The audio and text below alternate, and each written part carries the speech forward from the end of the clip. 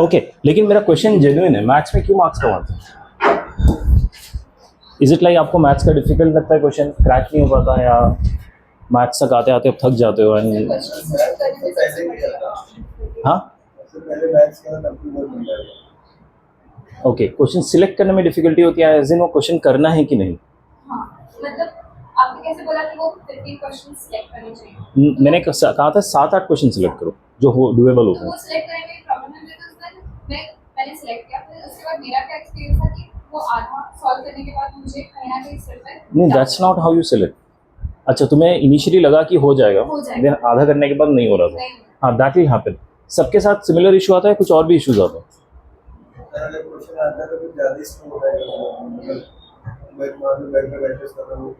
हम्म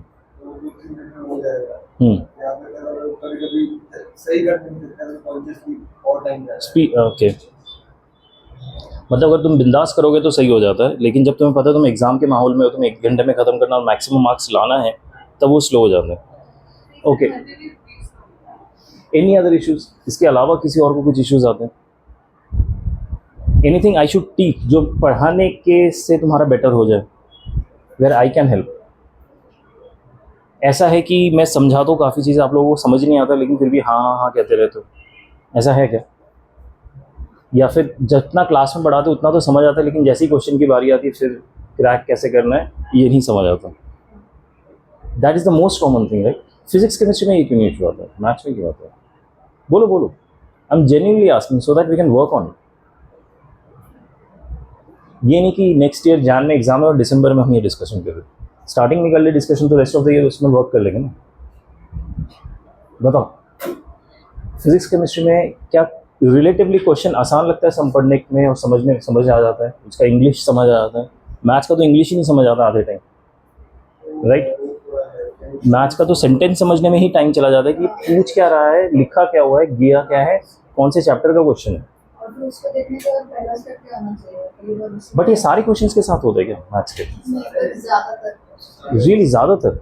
इस बार आपने देखा होगा कंटिन्यूटी के जो क्वेश्चंस थे वो स्ट्रेट फॉरवर्ड वो वाले ही क्वेश्चन थे जिसमें कंटिन्यूस है और आपको किसी कांस्टेंट की वैल्यू निकालनी है। बहुत सारे क्वेश्चंस ऐसे थे लगातार एक के बाद एक, क्योंकि टॉपिक ही हमने उतनी सी की थी। मैं क्वेश्चंस और वैरायटी का डाल ही नहीं सकता था, या कंटिन्यूस है या नहीं है बताओ, या कंटिन्यूस है तो कांस्टेंट की वैल्यू बताओ, राइट? तो आप कह रहे हो लिमिट आप कर पाए, लेकिन कंटिन्यूटी जिसमें आसान लिमिट आते हैं वो आप नहीं कर पाए।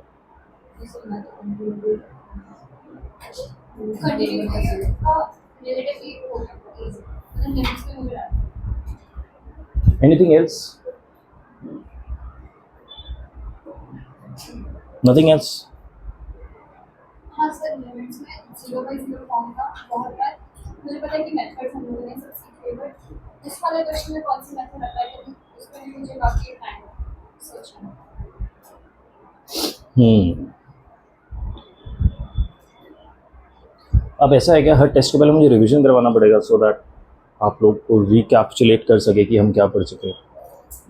Is that what is necessary? क्योंकि देखिए एक रिवीजन का सेशन होगा once we are done with complete subject ना, all complete chapters, once we are done with all the chapters, probably अगस्त एंड या सितंबर में हम रिवीजन स्टार्ट करेंगे, जहाँ पे हम चैप्टर वाइज कॉन्सेप्ट्स को एक बार फिर से गो थ्रू करेंगे, जस्ट कॉन्सेप्ट्स।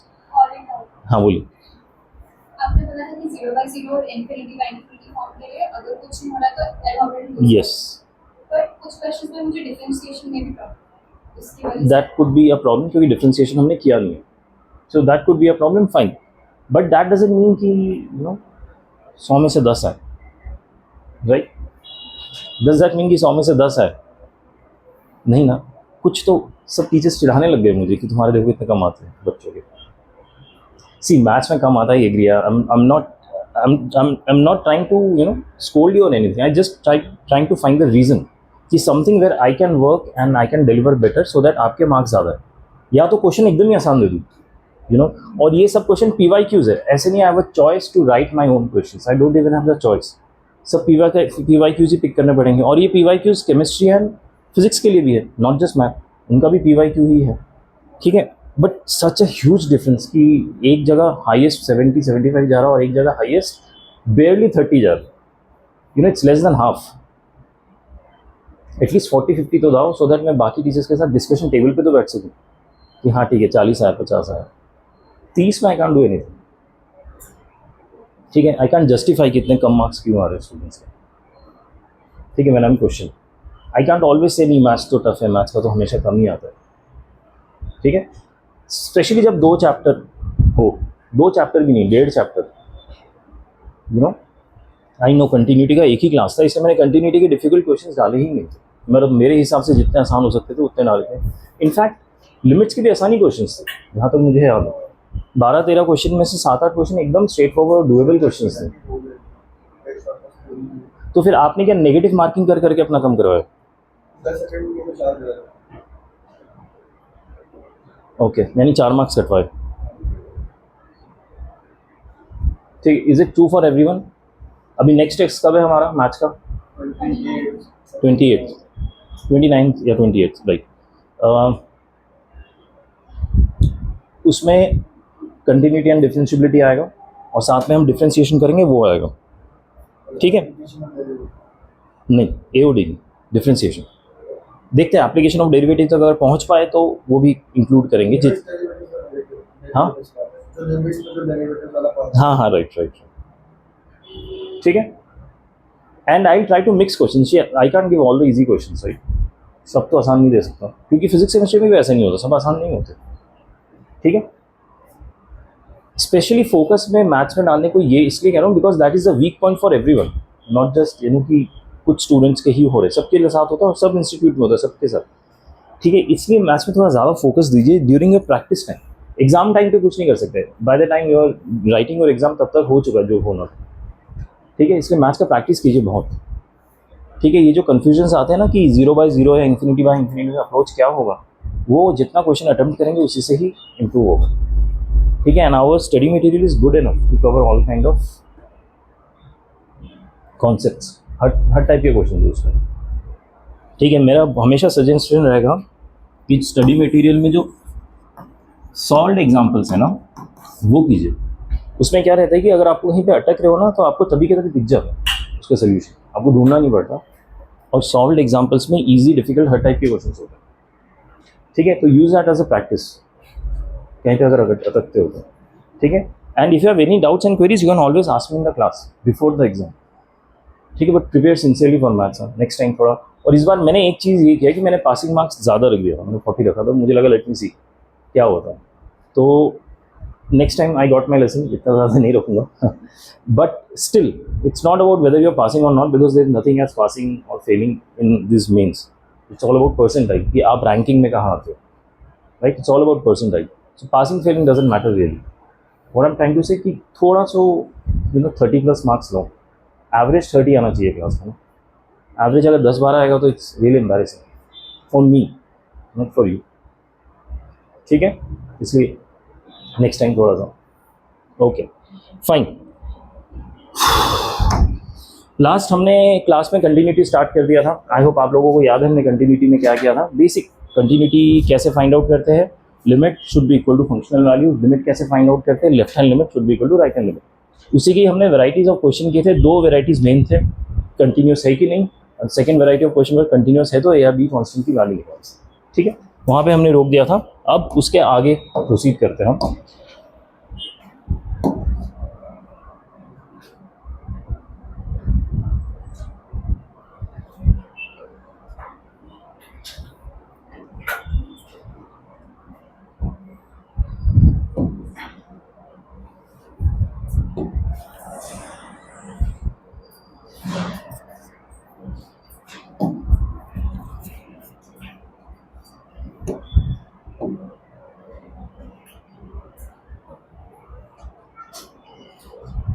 अभी तक जो भी हम कंटिन्यूटी कर रहे थे वो सारे नॉर्मल फंक्शंस के लिए थे। एफ करके फंक्शन होता था, उसकी हम कंटिन्यूटी चेक करते थे, राइट। अब जो नेक्स्ट सेट ऑफ क्वेश्चंस आएंगे वो कॉम्पोजिट फंक्शंस के लिए आएंगे। Do you remember what are composite functions? Composite functions वो होते हैं जहाँ पे हम 2 फंक्शंस को एक साथ मर्ज कर देते हैं, एफओजी एंड जीओएफ। इस टाइप से हम लिखते थे composite function, this is f of ji x. एक फंक्शन को दूसरे फंक्शन के अंदर डालते थे, याद है कॉम्पोजिट फंक्शन। और इस टाइप का अगर कोई कॉम्पोजिट फंक्शन होता था तो हम कैसे फाइंड आउट करते थे एफ ऑफ जी एक्स? हम हमेशा सेकेंड फंक्शन का ग्राफ बनाते थे। Do you guys remember? Generally second function थोड़ा आसान होता था, ऐसा कुछ एक स्ट्रेट लाइन, ऐसा कुछ एक स्ट्रेट लाइन होता था। ग्राफ से हमें ये पता चल जाता था किन किन क्रिटिकल पॉइंट्स में y की जो वैल्यू है पॉजिटिव है और नेगेटिव है। ठीक है, उस पॉजिटिव नेगेटिव वैल्यू को फिर हम अकॉर्डिंगली यहाँ पे डिस्ट्रीब्यूट करके डालते थे। पॉजिटिव है तो ये डाल दिया, नेगेटिव है तो ये डाल दिया यहाँ पे, इस टाइप से। जस्ट रफली आपको याद दिला रहा हूँ कि हम कॉम्पोजिट फंक्शन कैसे निकालते थे जब ऐसे पीस वाइज फंक्शन या मल्टी डेफिनेशन फंक्शन आते थे। ठीक है, लेकिन अच्छी बात डिफरेंशिएबिलिटी या कंटिन्यूटी में ये है कि कॉम्पोजिट फंक्शन में हमें पूरा एफओजी निकालना ही नहीं होता। ठीक है, हमें सिर्फ वो पॉइंट पे दिखना होता है जिस पॉइंट पे हमें कंटिन्यूटी चेक करना है या आगे जाके डिफरेंशिएबिलिटी चेक करना है। ठीक है, we just stick to one point, उसी पॉइंट पे स्टिक करेंगे जिसमें हमें कंटिन्यूटी या डिफरेंशिएबिलिटी चेक करना होगा। ठीक है, that makes it very easy. तो उसको कैसे प्रोसीड करेंगे आपको थोड़ा सा मैं समझा देता हूँ। देखिए, एफ एक्स एक फंक्शन है, तीन डेफिनेशन है, लेस देन 0, 0 से लेके 2 and greater than 2। Then there is a function g x, less than 2, greater than equal to 2। ठीक है, piecewise function, multi definition function, f x and g x. पहला कह रहा है एफ ऑफ जी ऑफ 2 निकालिए। ठीक है, कैसे निकालेंगे? इसके लिए मैं एफ ऑफ जी एक्स नहीं निकालूंगा, मैं सीधा एफ ऑफ जी ऑफ 2 निकालूंगा। ठीक है, I can write it as F of ji of 2। F of G 2 को एफ ऑफ जी ऑफ 2 निकाल लिख सकता हूँ। अब क्या मैं G2 की वैल्यू पहले निकालूं? G2 की वैल्यू कहाँ से आएगी? यहाँ से आएगी। G इक्वल टू 2 की वैल्यू चाहिए मुझे, राइट? इक्वल टू 2 कौन से डेफिनेशन से आएगा? इस वाले डेफिनेशन से आएगा, इसमें इक्वल है, ऊपर वाले में इक्वल है नहीं। 2 अगर डाला तो ये क्या होगा? 2 into 2 4 minus 2 2। Is that fine? तो ये क्या होगा? एफ ऑफ G2 की जगह 2 आ जाएगा। ठीक है, G2 की जगह 2 आ गया यहाँ से। ठीक है, अब मैं क्या निकालूंगा? F of 2। एफ ऑफ 2 कौन से डेफिनेशन से निकलेगा? इस वाले से, क्योंकि एक x greater than equal to 2 के लिए ये डेफिनेशन। यहाँ पे 2 की वैल्यू डाला, x की वैल्यू 2 डाला, तो आंसर क्या आ जाएगा? 7। सिमिलरली मैं f of ji of 3 and f of ji of 1 निकाल सकता हूँ। निकाल के बताइए फटाफट क्या आंसर आता है।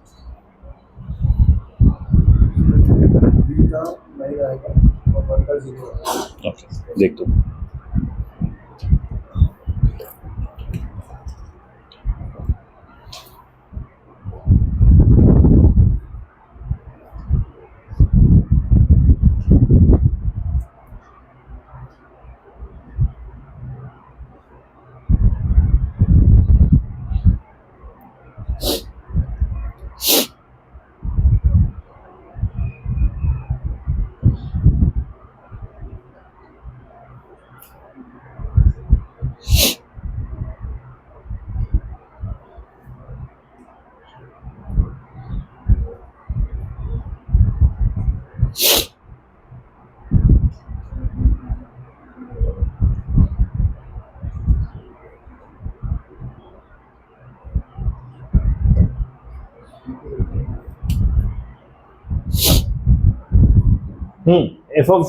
एफ ओ जी 3 क्या है? 9। सबका है। एफ ऑफ जी 1 2 सबका है या कुछ और है? बोलो, डाउट है किसी को? करके दिखाओ, करके दिखा सकते हो। किसी को डाउट है तो कोई दिक्कत नहीं, करके दिखाऊं। F of G 3, F of G 3 देखिए क्या होगा? एफ ऑफ जी 3 ऐसे लिख रहा हूँ। अब पहले मुझे G3 सॉल्व करना होगा। G3 मतलब कौन सा डेफिनेशन पिक करूंगा? लेस देन 2 के लिए ये डेफिनेशन है, ग्रेटर देन इक्वल टू 2 के लिए ये डेफिनेशन, तो 3 के लिए भी ये डेफिनेशन यूज करना पड़ेगा। 3 डाला तो 3 इंटू 2 6 माइनस 2 इज 4। ठीक है, सो दिस बिकम्स एफ ऑफ 4। ठीक है, अब f का फंक्शन सॉल्व करना है फॉर वैल्यू 4। वैल्यू 4 कौन से डेफिनेशन से पिक करूंगा? ग्रेटर देन इक्वल टू 2 वाले डेफिनेशन से। ठीक है, तो यहाँ पे 4 डालूंगा, 4 + 5 9 आ गया। ठीक है, इसी तरह से एफ ऑफ जी 1 भी आ जाएगा। ओके, अब इससे थोड़ा सा एक स्टेप ज़्यादा देखते हैं, क्योंकि आपने रियलाइज किया होगा ये कंटिन्यूटी में करते हुए कि हम डायरेक्टली 1 या 2 इस पर वैल्यू निकालते नहीं है, हम निकालते हैं 1 माइनस 1 प्लस 2 माइनस, ऐसे चीज़ों पे वैल्यूज, राइट? सो थोड़ा केयरफुली देखना, सेम स्टेप्स है जैसे हम प्रीवियस क्वेश्चंस में करते थे, लास्ट क्लास में किया था हमने। ये हो जाएगा एफ ऑफ जी 1 माइनस, यानी 1 को हम नेगेटिव साइड से अप्रोच कर रहे हैं, लेफ्ट हैंड लिमिट, ठीक है। ऑल्दो ये मैं लिमिट नहीं निकाल रहा हूँ, बट 1 को मैं नेगेटिव साइड से अप्रोच कर रहा हूँ। सो पहले मैं जी एक्स सॉल्व करूंगा, यानी यहाँ से 1 को मैं नेगेटिव साइड से अप्रोच कर रहा हूँ, तो कौन सा डेफिनेशन यूज होगा इनमें से? ये जो ऊपर वाला डेफिनेशन है वो लेस देन 2 के लिए डेफिनेशन है, तो 1 एंड 1 से छोटे नंबर भी ऊपर वाले डेफिनेशन नहीं आएंगे, ठीक है। ऊपर वाला अगर डेफिनेशन यूज किया, अच्छा सॉल्व करते टाइम 1 नेगेटिव को 1 पुट करूंगा, तो x की जगह क्या पुट करूंगा? 1, 1 माइनस 1 0, लेकिन इस बार मैं 0 नहीं लिखूंगा, 0 नेगेटिव लिखूंगा, ठीक है। इस चीज का ध्यान रखना, क्योंकि अभी भी एक फंक्शन बचा है सॉल्व करने के लिए, ठीक है, क्योंकि अभी भी f फंक्शन बचा हुआ है, उसको भी नेगेटिव या पॉजिटिव में ही इनपुट चाहिए, ठीक है। अब 0 नेगेटिव मतलब 0 को मैं लेफ्ट साइड से अप्रोच करूं, इस डेफिनेशन में 0 लेफ्ट साइड से, देखिए इसमें अप्रोच होगा, यहाँ पे x ग्रेटर देन 0 का डेफिनेशन है, यानी राइट साइड का डेफिनेशन है, ठीक है। लेफ्ट साइड के डेफिनेशन के लिए 2x प्लस 1 यूज करूंगा, और x की वैल्यू क्या पुट करूंगा? सॉल्व करते हुए 0 पुट करूंगा, 2 इंटू 0 प्लस 1, तो यहाँ पे आंसर आएगा 1। लेकिन क्या मैं 1 को 1 नेगेटिव लिखूं? अब और जरूरत नहीं है, क्योंकि फंक्शन सॉल्व हो गए सारे, तो अब मैं आंसर सीधा 1 लिख सकता हूँ उसका। समझ आया? क्योंकि 1 minus is not exactly 0.99, it is something very less than 1। 0.9999 कहाँ तक लोगे? वो वही है, आप समझो 0.999 नहीं है, लेकिन और 1 के पास है, ठीक है, इसलिए हम उसको 1 नेगेटिव लेते हैं। तो 1 नेगेटिव लोगे तो यहाँ पे आंसर 0 आ जाएगा 1 नेगेटिव की वजह से, तो दिस इज लाइक 0 से थोड़ा सा बड़ा, नॉट माई 0.000, ज़्यादा छोटा नेगेटिव है आंसर, ठीक। तो पॉइंट इज कि प्रैक्टिकल पर्पज के लिए वो यही आंसर होता है, and I have told you these means कि आंसर अप्रोच क्या कर रहे हैं, not the exact answer. So what is approaching? It is approaching 1, ठीक है। Anyways f of g 1 plus आप खुद से निकालिए, और 2 माइनस भी खुद से निकालिए, ये ठीक है। मैं 2 लिख के रखता हूँ, आप सब निकाल के रखिए, मैं भी एक बार वेरीफाई करूंगा अपनी तरफ से।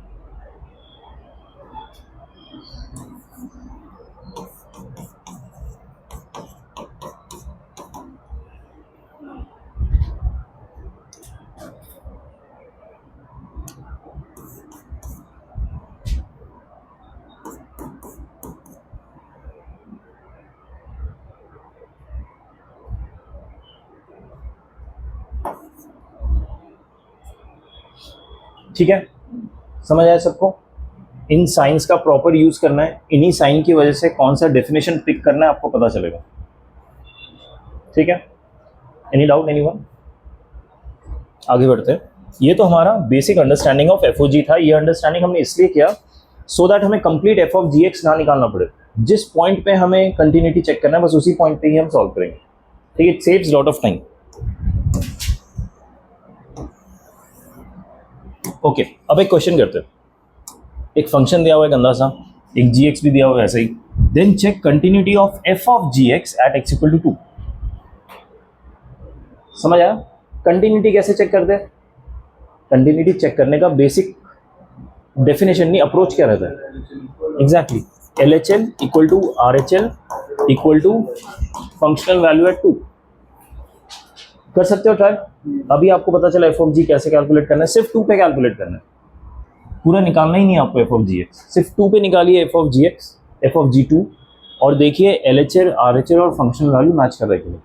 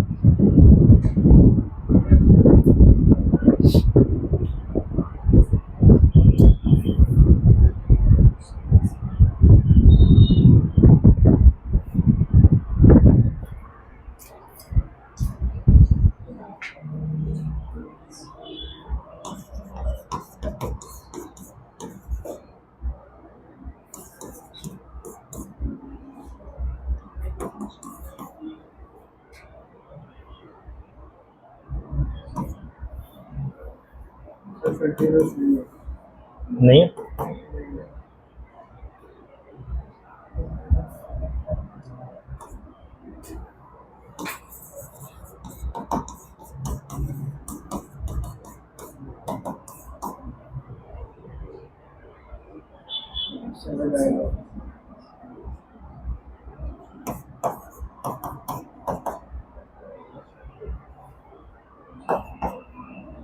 ये देखो LHL RHL की वैल्यू 1 and 7 आया।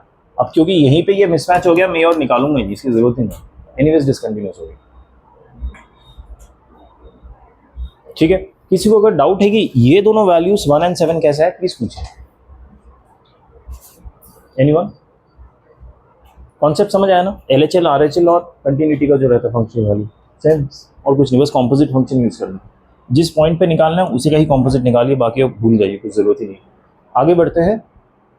देखिए, ये एक इंपॉर्टेंट क्वेश्चन है, बहुत ही टिपिकल क्वेश्चन है। ये पर्टिकुलर क्वेश्चन मैं आपको पूरा करके दिखाऊंगा। मेरा इंटेंट ये क्वेश्चन करके दिखाने का ये है, क्योंकि ये जो पैटर्न ऑफ क्वेश्चन है ना, अगर ये पैटर्न ऑफ क्वेश्चन आ जाए, अगेन ये एक ऐसा टाइप का क्वेश्चन है कि जिसको करने का तरीका अगर आप सीख जाओगे फटाक से कर लोगे, और अगर तरीका नहीं पता आप नहीं कर पाओगे। It's like leave this question, ऐसा क्वेश्चन है कि अगर इसका तरीका आ गया तो कर लोगे, अगर तरीका नहीं आया तो क्विट कर दो। ठीक है, तो इस क्वेश्चन का तरीका बताता हूँ, थोड़ा ध्यान से समझना, आराम से समझना, बहुत जल्दबाजी करने की जरूरत नहीं है। And before I even get into the question, आपको एक और लॉजिक समझाता हूँ। मान लीजिए मेरे पास ना, अच्छा आप लोगों ने अभी कोनिक सेक्शन तो पढ़ा नहीं है, आपने क्या पढ़ा? सर्कल्स पढ़ा हुआ। आप लोगों ने पैराबोला पढ़ा नहीं है, बट आप लोगों को पैराबोला का आइडिया है। ठीक है, पैराबोला का जो इक्वेशन होता है ना, generally y equal to 4a y square equal to 4ax, इस फॉर्म में रहता है।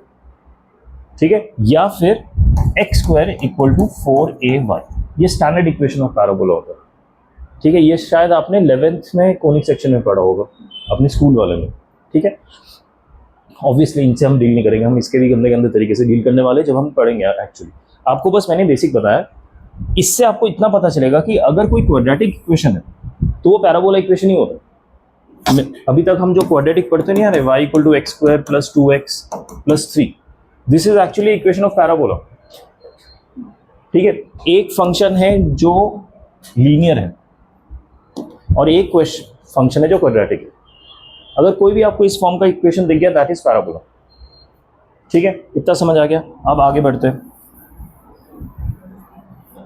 अगर मेरे पास कोई इक्वेशन है पैराबोला, मान लीजिए इस टाइप का, ओके, अब किसी पर्टिकुलर वैल्यू ऑफ x पे उसका एक कॉरस्पॉन्डिंग y वैल्यू होगा, और ये कॉरस्पॉन्डिंग y वैल्यू जो आता है ना, मान लीजिए y1 है, ये ना दो x पे आएंगे, एक इस पे भी आएगा और एक इस पे भी आएगा।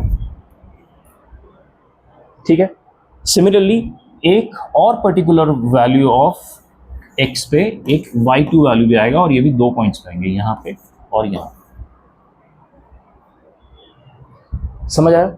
यहाँ तक कोई दिक्कत नहीं। ये मान लीजिए मेरा इस टाइप का इक्वेशन है, y इक्वल टू fx, जो एक पैराबोलिक इक्वेशन है।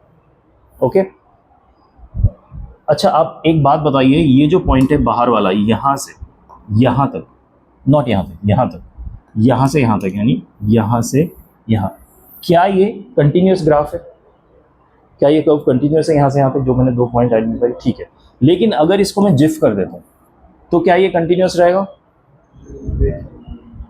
नहीं रहेगा कंटिन्यूस, क्योंकि जिफ करते ही ये स्टेप ग्राफ बनने लग जाएगा, ऐसा ऐसा ऐसा कुछ स्टेप बनने लगेगा, और स्टेप बनते ही हर इंटीग्रल वैल्यू पे टूटता रहेगा। Got it? सो अगर आप ध्यान दो, y1 और y2 ये दो एक्सट्रीम वैल्यूज है, ये इन दोनों में ये कितनी जगह पे टूटेगा? y2 माइनस y1, जो भी इंटीग्रल आंसर आएगा उतने जगह पे टूटने वाले हैं। ठीक है, अगर ये 10 है और ये 2 है तो ये 8 जगह पे टूटेगा, क्योंकि इसके बीच में 8 इंटीजर्स आते हैं। ठीक है, लेकिन इसके कॉरस्पॉन्डिंग इधर भी कुछ वैल्यूज होंगे जहां पे टूटेगा, तो ऐसे 16 पॉइंट्स होंगे। इसको ट्वाइस करना पड़ेगा मुझे, because of this side also. ऐसे 16 जगह पे ये टूटने वाला है। 16 वैल्यू ऑफ x, यहाँ से तुम्हें 8 वैल्यू ऑफ x मिलेगा, यहाँ से और 8 वैल्यू ऑफ x मिलेंगे, तो टोटल 8 एंड 8 16 जगह पे टूटने वाले हैं। ठीक है, ये समझ आया। सो ये जो मैंने निकाला किस किस पॉइंट पे डिसकंटिन्यूटी हो रहा है, so twice of B minus A या twice of y2 minus y1, ये कॉन्सेप्ट आपको याद रखना। ठीक है, उसके पीछे का लॉजिक मैंने आपको समझा दिया, आई होप समझ आया। नहीं समझ आया तो फिर भी इसको याद रखिए कि कोई भी पैराबोलिक इक्वेशन अगर उस पर जिफ लगा देते हैं तो कितने पॉइंट्स पर डिसकंटिन्यूस हो जाता है, कितने पॉइंट्स में होता है, जो मुझे x1 और x2 रेंज दिया होगा, इंटरवल दिया होगा, उसके बीच में जितने भी इंटीग्रल वैल्यूज है, ठीक है, आंसर के इंटीग्रल वैल्यूज उसका ट्वाइस कर दो। ठीक है, ये लॉजिक याद रख के आप क्वेश्चन की तरफ बढ़ते हैं। अब क्वेश्चन पढ़ के सुनाता हूं।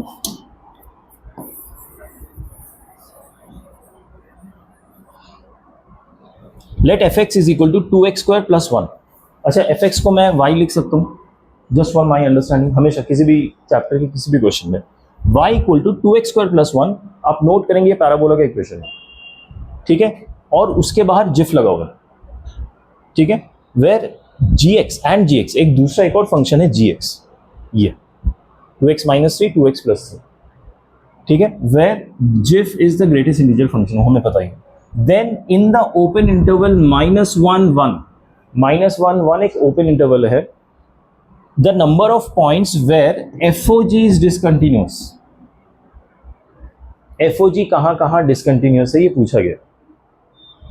ठीक है, समझ आया सबको सवाल क्या है, हाँ या ना? सवाल समझ आया? fx एक गंदा सा फंक्शन गिवन है, gx एक गंदा सा फंक्शन गिवन है, और हमें बोला गया है कि FOG जो हम निकालने वाले हैं वो कहाँ कहाँ डिसकंटिन्यूस है, गिवन इंटरवल -1 से 1 तक। इस इंटरवल में कहाँ पे FOG डिसकंटिन्यूस है, कितने पॉइंट्स पे। ठीक है, सवाल तो समझ आ गया, राइट? Okay fine. अब now I start solving question. FOG मुझे निकालना है, हम किस पॉइंट्स पे निकालते थे, जिस पॉइंट पे हमें डिसकंटिन्यूटी निकालना था हम उतने में डील करते हैं। अनफॉर्चुनेटली यहाँ पे पॉइंट नहीं दिया हुआ, यहाँ पे इंटरवल दिया हुआ। ठीक है, अब जब अनफॉर्चुनेटली पॉइंट की जगह इंटरवल दे देते हैं तो क्या करना पड़ेगा फिर हमें, फिर हम एक पॉइंट को उठा के हम चेक नहीं कर सकते कि यहाँ पे वो पॉइंट कैसा बिहेव कर रहा है, उसके बिहेवियर से फिर इसको यहाँ पे डाल के मैंने जैसे अभी तक हम करते आते हैं, यहाँ पे तो पूरा इंटरवल दे दिया, तो ऐसे केस में मुझे बनाना पड़ेगा graph, there is no other choice. ठीक है, ग्राफ किसका बनाते हैं हम, सेकेंड वाले फंक्शन का पहले ग्राफ बनाते हैं, जस्ट टू अंडरस्टैंड वो फंक्शन दिखता कैसे। आप ऑब्जर्व करोगे तो ये सिंपल लाइन फंक्शन है, y equal to 2x minus 3, y equal to 2x plus 3। ठीक है, पहला लाइन फंक्शन अगर मैं लेता हूँ y equal to 2x minus 3, x की वैल्यू अगर 0 डालूँ y कितना आ रहा है, नहीं -1 आ रहा है, sorry, oh 2x minus 3, I am sorry, -3 आ रहा है, x 0 पे y -3। ठीक है, और ये जो डेफिनेशन है लेस देन 0 के लिए, x लेस देन 0 यानी नेगेटिव साइड के लिए डेफिनेशन है। ठीक है, अगर ये डाला और y0, x0 पे y0 पे कुछ आ रहा है क्या, y0 पे आएगा नहीं क्योंकि x पॉजिटिव हो जाएगा, और x अगर मैं नेगेटिव डालता हूँ -1, x अगर मैं -1 डालता हूँ तो y क्या आएगा, -2 -3 -5। सो x -1 पे यहाँ पे कुछ एक पॉइंट आएगा। I am just trying to figure out ये लाइन दिखेगा कैसे, कुछ ऐसा दिखेगा, मुझे बस इतना ही देखना। ठीक है, x लेस देन 0 के लिए, तो ये वाला जो पॉइंट है ये अनफिल्ड रहेगा, इक्वल टू 0 के लिए ये डेफिनेशन नहीं है, ये लेस देन 0 के लिए। ठीक है, इस तरह से मेरा लाइन आ रहा है। ठीक है, दूसरा line y equal to 2x plus 3, ये for x equal to 0 and higher, x को 0 डाला तो वैल्यू क्या आया, 3। ठीक है, तो ये अगर -3 है तो 3 कहाँ पे आएगा, यहाँ पे। ये लाइन कुछ ऐसा दिखेगा और ये इंक्लूसिव पॉइंट होगा, फिल्ड। इंक्लूसिव क्यों है, क्योंकि इक्वल टू 0 के लिए ये वाला डेफिनेशन यूज कर रहे हैं। ये समझ आया क्या ड्रॉ किया मैंने, gx ड्रॉ किया है, दो लाइन है, एक ये लाइन और एक ये लाइन। लेस देन 0 के लिए ये लाइन है, ग्रेटर देन 0 के लिए वो लाइन है। यहां तक समझ आ गया। अब मैं क्या करने वाला हूं, अब मैं f ऑफ gx निकालने वाला हूं। f ऑफ gx यानी f का जो डेफिनेशन है उसमें x की जगह क्या डाल दूंगा, gx डाल दूंगा। यानी f का जो डेफिनेशन ये गिवन है इसमें मैं डाल दूंगा 2gx का होल स्क्वायर प्लस 1। ये वो स्टैंडर्ड कॉम्पोजिट फंक्शन निकाले जो हम पहले पढ़ चुके हैं। उस तरीके से कर रहा हूँ मैं, ठीक है। ये स्टेप समझ आया सबको एफ ऑफ जी एक्स निकालने का। अब आपको याद है जिफ जब हम निकालते थे तो जो इंटीग्रल फंक्शन होते थे प्लस या माइनस में, उसको इग्नोर कर देते थे, इतना याद है आप सबको। तो इस वन को इग्नोर कर सकता हूँ, वन की वजह से कोई कंटिन्यूटी डिसकंटिन्यूटी नहीं आएगी, वो तो एक इंटीजर है। तो इसको मैं हटा देता हूँ यहाँ से, डिसकंटिन्यूटी सॉरी जिफ यहाँ तक रखता हूँ, +1 बाहर कर दिया मैंने, प्लस और माइनस और बाहर कर सकते हैं जब भी कोई इंटीग्रल वैल्यू हो। यहाँ तक समझ आया। अब मुझे क्या देखना है, मुझे बस इसका बिहेवियर चेक करना है और ये देखना है यहाँ इस पर्टिकुलर फंक्शन का बिहेवियर कहाँ कहाँ टूटता है जिफ की वजह से, ठीक है। अच्छा जी एक्स का ये ग्राफ है, मुझे किसका ग्राफ चाहिए, twice of ji x square. अब देखिए यहाँ पे इंटरेस्टिंग हो जाएगा, इस पर थोड़ा फोकस कीजिए। जी एक्स का मुझे ग्राफ पता है, पहले मैं जी एक्स स्क्वायर का ग्राफ निकाल लूँ, फिर उसको ट्वाइस कर दूंगा बाद में, ठीक है। जी एक्स का ग्राफ पता है, जी एक्स स्क्वायर का ग्राफ कैसा होगा बताइए। अगर जी एक्स 3 पॉइंट पे आता है तो जी एक्स स्क्वायर का पॉइंट क्या आएगा, 9। ये समझ आ रहा है सबको पक्का। ये जो 3 पॉइंट है, अच्छा इसी ग्राफ को ओवरराइट करके इस पे ही बना दूं मैं, या नया ग्राफ बनाऊं, इस पे नया बनाऊं। देखो ओवरराइट करता हूं मैं डिफरेंट कलर्स, ठीक है। ये 3 है तो 9 यहाँ पे होगा और जी एक्स स्क्वायर के फॉर्म में चला जाएगा, यानी एक पैराबोला के फॉर्म में जाएगा, एक कर्व आएगा instead of straight line, square होगा ना जी एक्स स्क्वायर, ठीक है। तो कुछ ऐसा सा दिखेगा, ठीक है। ये जो लाइन है जी एक्स की लाइन है, इसको स्क्वायर करने पे ऐसा हो गया, ठीक है। अब जी एक्स जो नेगेटिव साइड में उसको ध्यान दीजिए, इसको स्क्वायर करूंगा तो क्या होगा, -3 + 9 हो जाएगा स्क्वायर करने पे, तो ये पॉइंट भी इधर आ जाएगा और ये पूरा ऊपर की तरफ मूव हो जाएगा, सारे पॉइंट्स पॉजिटिव हो जाएंगे, तो ये कुछ ऐसा दिखने लगेगा, हाँ या ना, ये समझ आया, ठीक है। जी एक्स स्क्वायर का ग्राफ ऐसे क्यों दिख रहा है, समझ आया, ठीक है। अब हम थोड़े इंटरवल पे आते हैं, किस किस पॉइंट पे हमें डील करना है, -1 से 1 पे डील करना है, ये हमारा इंटरवल है। जब मैं x को लेता हूँ -1, कॉरस्पॉन्डिंग y की वैल्यू कितनी आएगी, -1 के लिए हमें ये डेफिनेशन यूज करना पड़ेगा, -2 -1 इज -5, ऑलराइट, -1 से -5 आ रहा है, ओके। -5 किसकी वैल्यू आई, -1 पे जी एक्स की वैल्यू, मुझे जी एक्स स्क्वायर की वैल्यू चाहिए, वो कितना हो जाएगा 25, और माइनस में नहीं प्लस में, ठीक है। तो -1 के कॉरस्पॉन्डिंग यहाँ पे कहीं पे एक वैल्यू आएगा जो होगा 25, -1 एंड 25, ठीक है, समझ आया।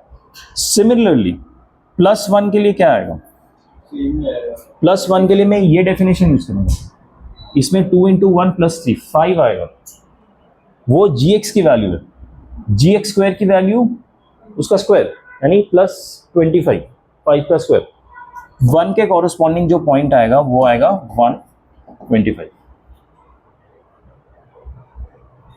ठीक है, ओके। अब एक चीज ध्यान दीजिए, ये जो कर्व बना, मेरा इंटरवल कहां से कहां तक है, -1 से 1, सो -1 25 से स्टार्ट हो रहा है और 25 पे ही खत्म होना है, तो ये वाला जो कर्व का एरिया है ना, मैं इसमें इंटरेस्टेड हूँ, ठीक है। ये मेरा इंटरवल सेटिस्फाई कर रहा है, इसमें हाईएस्ट वैल्यू कितनी जा रही है 25, लोएस्ट कितनी जा रही है 9, ठीक है। अब हम पुराने वाले जो अभी हमने कॉन्सेप्ट पढ़ा था ना, दोनों को माइनस करके ट्वाइस कर दो, लेकिन उसके पहले एक चीज़ और ध्यान रखिए, यहाँ पे ना twice of ji x square, तो हमें इसको ट्वाइस भी करना पड़ेगा before we get into that step. Twice करेंगे तो 9 का ट्वाइस हो जाएगा 18, ट्वाइस कर रहे स्क्वायर नहीं, और 25 का ट्वाइस क्या हो जाएगा 50, तो आइडियली आंसर होना चाहिए 50 - 18 का ट्वाइस, जो अभी कॉन्सेप्ट हमने पढ़ा था, b - a का ट्वाइस, इतने पॉइंट पे ये डिसकंटिन्यूअस होगा, 9 का ट्वाइस जो लोएस्ट पॉइंट है, हाईएस्ट पॉइंट 25 का ट्वाइस।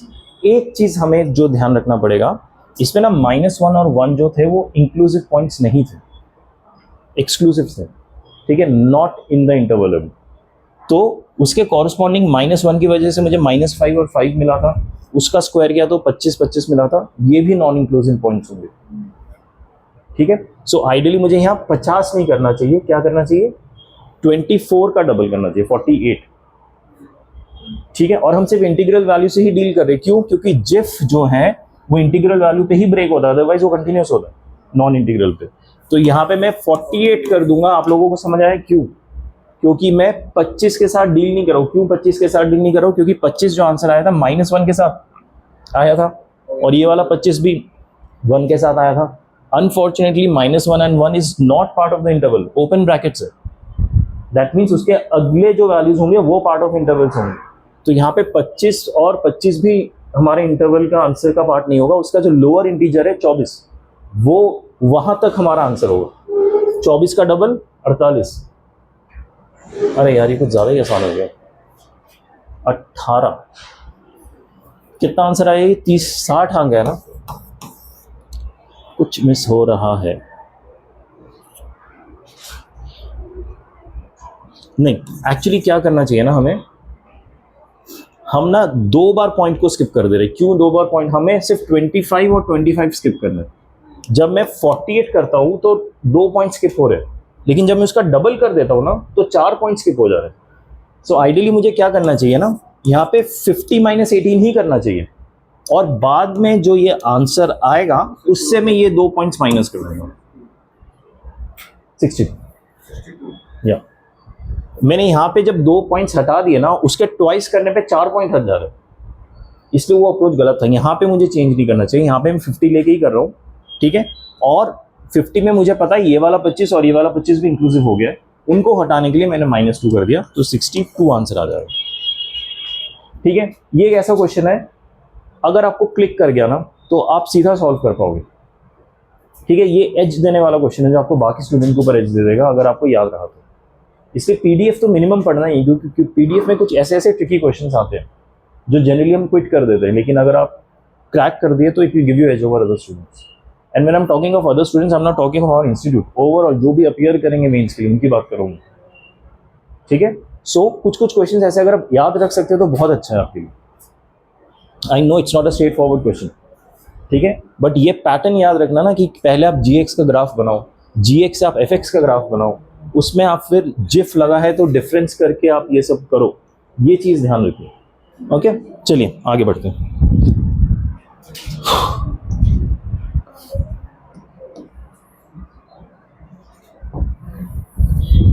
अच्छा, कंटिन्यूटी के कुछ important observations, easy and important, not just important, easy and important. अच्छा, एसी ऑफ करके गए थे या ऑन करके गए थे? ऑन करके गए थे, ये तो ऑफ है लेकिन अभी। अच्छा ऑन है, नहीं ऑन है। अच्छा, if gx is a continuous function at x equal to a, ध्यान दीजिए अभी भी हम कॉम्पोजिट फंक्शन की बात कर रहे हैं, 2 फंक्शंस के साथ डील कर रहे हैं। gx कौन सा फंक्शन होता है, जो अंदर वाला फंक्शन होता है जिसको हम पहले एग्जीक्यूट करते हैं, right. If gx is a continuous function at x equal to a, fx is a continuous function at ga क्यों, क्योंकि f तो ga के साथ ही सॉल्व हो रहा है ना, gx जो हो रहा है a के साथ सॉल्व हो रहा है, f जो है g के साथ सॉल्व हो रहा है। So if fx gx is a continuous function, fx is a continuous function at ga, then f of gx is a continuous function at x equal to a. याद रहेगा, अंदर का जो फंक्शन है वो a पे कंटिन्यूस है, बाहर का जो फंक्शन है वो ga पे कंटिन्यूस है, तो टोटल f of g भी कंटिन्यूस होगा। इसमें डाउट है तो बहुत ही इंट्यूटिव है, तो पता चलता है इसे। ट्रिक कहां पे आता है, if gx is discontinuous at x equal to a, मान लीजिए अंदर का फंक्शन ही डिसकंटिन्यूस हो गया, ठीक है, GA पे ही वो डिसकंटिन्यूटी आ गया, then f of gx may और may not be discontinuous, उसका कोई गारंटी नहीं है कि बाहर का भी डिसकंटिन्यूस होगा, ठीक है, हो भी सकता है नहीं भी हो सकता है। गारंटी कब है, जब अंदर का कंटिन्यूस है तो बाहर का कंटिन्यूस हो गया, ठीक है। अगर अंदर का डिसकंटिन्यूस हो गया तो बाहर वाला डिसकंटिन्यूस भी हो सकता है, कंटिन्यूस भी हो सकता है, कुछ भी हो सकता है, ठीक है। अब सबसे इंटरेस्टिंग पॉइंट थर्ड वाला, gx is undefined at x equal to a, gx जो है a पे क्या है, अनडिफाइंड, डेफिनेशन एग्जिस्ट नहीं करता, अनडिफाइंड है तो ऑब्वियसली डिसकंटिन्यूस तो हो गई, ठीक है, तो इसमें डिसकंटिन्यूटी की बात नहीं करो, वो ऑब्वियसली है, अनडिफाइंड ही है पूरा एक पर्टिकुलर पॉइंट पे, then F of ji x is discontinuous at x equal to A. अगर बोलो अनडिफाइंड और डिसकंटिन्यूअस में क्या फर्क है? एक देखो, अनडिफाइंड होता है when a function is not defined, जैसे कि y equal to 2/x minus 2। अब x की वैल्यू अगर 2 करो तो क्या होगा, undefined, not defined, so that is undefined. Continuity क्या होता है कि डिसकंटिन्यूटी कई होता है कि कई बार डिफाइंड होने के बावजूद वो डिसकंटिन्यूअस होता है, ठीक है, इन स्पाइट ऑफ, जैसे कि y equal to g f of x, क्या ये डिफाइंड है? कोई ऐसा पॉइंट है जहाँ पे डिफाइंड ही नहीं है? हर जगह डिफाइंड है, लेकिन ये पूरा डिसकंटिन्यूअस फंक्शन है, ठीक है। सो उल्टा सही होता है कि अगर अनडिफाइंड है तो डेफिनेटली डिसकंटिन्यूअस होगा, लेकिन डिसकंटिन्यूअस है इसका मतलब ये नहीं कि अनडिफाइंड भी होगा, ठीक है। Anyways, coming back to third point, if g x is undefined at x equal to a, g x जो है अगर एक्स इक्वल टू ए पे अनडिफाइंड है, तो जो बाहर का फंक्शन है ना उस ए पॉइंट पे डिसकंटिन्यूअस होगा, ये गारंटीड है। समझ आया? अंदर का फंक्शन अगर किसी पर्टिकुलर पॉइंट पे डिसकंटिन्यूअस नहीं है, अनडिफाइंड है, तो बाहर का फंक्शन उस पर्टिकुलर पॉइंट पे डिसकंटिन्यूअस होगा। सर बाहर का फंक्शन की एफ, मुझे समझ नहीं आया, तुम इसकी बात कर रहे हो क्या? जब मैं बाहर का फंक्शन कहता हूं ना एफ, तो अंदर जो है ना वो ए वैल्यू नहीं आता, वो जी ऑफ ए आता है, तो वो एफ ऑफ जी ही होता है बेसिकली, ठीक है। समझ आया ये 3 point? F g of x continuous, f of x continuous, f of g continuous, कोई वो नहीं है। जी ऑफ ए डिसकंटिन्यूअस, तो जो f of g a continuous भी हो सकता है, डिसकंटिन्यूअस भी हो सकता है, कुछ भी होता है, डिपेंड करता है कि फंक्शन क्या है।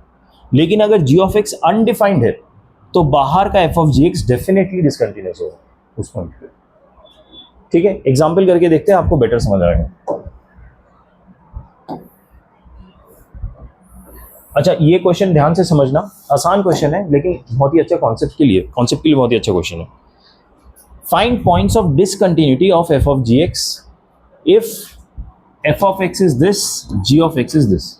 सबसे तो पहले ये देखिए, हमें एफ ऑफ जी एक्स की कंटिन्यूटी चेक करनी है, किसी एक पर्टिकुलर पॉइंट पे चेक करनी है नहीं, यानी पूरा मुझे वो वाला देखना पड़ेगा कि पहले जी एक्स की कैसा ग्राफ है, फिर वो एफ ऑफ एक्स के साथ कैसे सूट करता है, ठीक है। बट अच्छी बात यह है हमने कॉन्सेप्ट पढ़ लिया कि अगर हम मुझे एफ ऑफ जी एक्स की कंटिन्यूटी चेक करनी है तो सबसे पहले हम क्या फाइंड आउट करेंगे, जी एक्स का बिहेवियर कैसा है, क्या जी एक्स कंटिन्यूस फंक्शन है।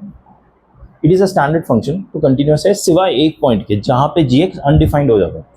जी एक्स कहाँ पे अनडिफाइंड हो रहा है, एक्स इक्वल टू 2 पे, तो x इक्वल टू 2 पे क्योंकि gx अनडिफाइंड हो रहा है, तो f ऑफ gx भी f इक्वल टू 2 पे क्या होगा, अनडिफाइंड नहीं, डिसकंटिन्यूअस, ठीक है। अगर gx is undefined at x equal to, then f of gx is discontinuous at x equal to, ठीक है। तो इतना तो मुझे बहुत ही आसानी से पता चल गया कि gx जो सेकंड फंक्शन है, अगर वो किसी पॉइंट पर अनडिफाइंड है तो f ऑफ gx उस पॉइंट पे डिसकंटिन्यूअस हो जाएगा, ठीक है। इसके अलावा किसी और पॉइंट पे डिसकंटिन्यूअस हो सकता है। अब सीधा एफ ऑफ जी एक्स निकालिए, क्या यहाँ पे पीस वाइज डेफिनेशन है, नहीं है, हम डायरेक्टली निकाल सकते हैं f of ji x. F of ji x मतलब एक्स की जगह क्या आ जाएगा, जी एक्स आ जाएगा। सो वहाँ पे मैं ऐसे जी एक्स प्लस 1 अपॉन जी एक्स माइनस 1 लिख सकता हूँ, हाँ या ना, ठीक है। और जी एक्स की वैल्यू में पुट कर दूंगा 1 upon x minus 2 plus 1, 1 upon x minus 2 minus 1, what does it become, 1 plus x minus 2, 1 minus x plus 2, तो ये हो गया x minus 1, 3 minus x, ये बन गया। अच्छा, अब ये किसी पॉइंट पे अनडिफाइंड हो रहा है, f of gx 3 पे अनडिफाइंड हो जाएगा, जैसे ही 3 वैल्यू डालेंगे x की अनडिफाइंड हो जाएगा, डिनोमिनेटर पे 0 हो जाएगा। सो एक और पॉइंट ऑफ डिसकंटिन्यूटी आ गया, 2 and 3, so there are 2 point of discontinuity. इसमें जो गलती पता है क्या होती है, ये वाला जो पार्ट है ये तो आप आराम से कर देते, आपको पता चल जाएगा 3 पे डिसकंटिन्यूअस है, इसमें इशू नहीं आएगा आपको। आप ये वाला पार्ट मिस कर देते हो, ये वाला ये मिस ही हो जाता है पूरा का पूरा। आप एफ ऑफ जी एक्स देखते हैं, आप एफ ऑफ जी एक्स निकालते हैं और 3 आंसर लिख देते हैं। आप इस चीज़ का ध्यान ही नहीं देते, जो सेकंड फंक्शन है अगर वो कहीं पे अनडिफाइंड है तो वहाँ पे भी डिसकंटिन्यूअस होगा, बिकॉज ये वाला जो पॉइंट है ना, ये आउट ऑफ डेफिनेशन है, ये वाला पॉइंट है आउट ऑफ कैलकुलेशन, ठीक है, याद रहेगा, ठीक है, याद रहेगा तो एक और क्वेश्चन कीजिए इसका।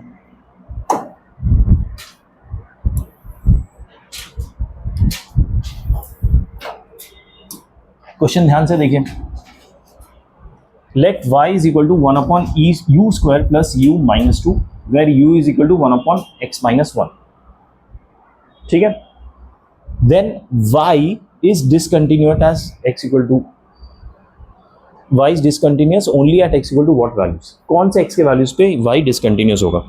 यहाँ पे देखिए इन्होंने ना कॉम्पोजिट फंक्शन डायरेक्टली नहीं दिया लिखा हुआ कि f ऑफ g क्या है, उन्होंने क्या किया, पहले एक फंक्शन y को u के टर्म्स में डिफाइन किया, फिर u को x के टर्म्स में डिफाइन किया, ठीक है।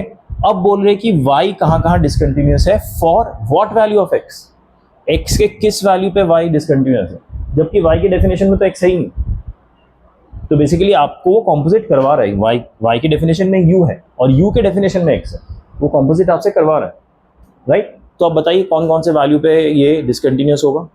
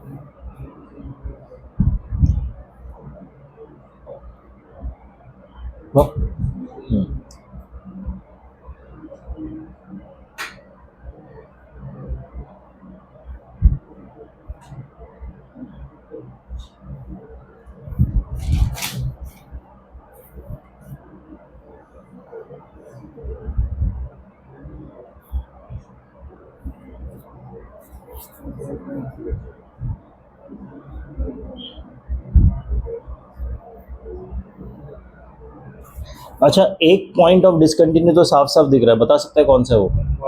1, क्योंकि जी एक्स उस पर अनडिफाइंड हो रहा है। और उसके बाद क्या करना है, एफ एक्स निकालो, देखो कहाँ पे अनडिफाइंड हो रहा है। 1 क्यों डिसकंटिन्यूअस पॉइंट है, क्योंकि जी एक्स यहाँ पे अनडिफाइंड हो जा रहा है 1 पे, ठीक है। अब मैं क्या निकालूंगा, y equal to 1 upon u square क्या आएगा। अच्छा, आप इसको क्या कर सकते हो ना, यू स्क्वायर को यू के डेफिनेशन 1 अपॉन x माइनस 1 से रिप्लेस कर सकते हो, या फिर आप पहले यू स्क्वायर को भी सॉल्व कर सकते हो, ठीक है। You square plus you minus you 2 को अगर हम करेंगे तो ये होगा you square plus 2u minus you minus 2, so 1/u plus 2 u minus 1, ये आया। अब ये कब अनडिफाइंड होगा, जब u या तो -2 के बराबर होगा या u 1 के बराबर होगा, राइट।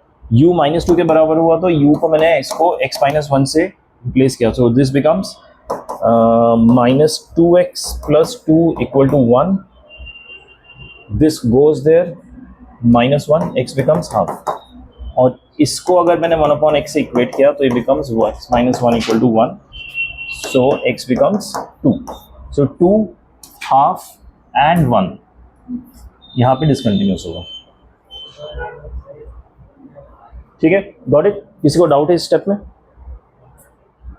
ठीक है, तो ये पॉइंट ध्यान रखिएगा। तो फाइंड नंबर ऑफ डिसकंटिन्यूटी अगर f ऑफ gx टाइप के क्वेश्चन है, कॉम्पोजिट क्वेश्चन है।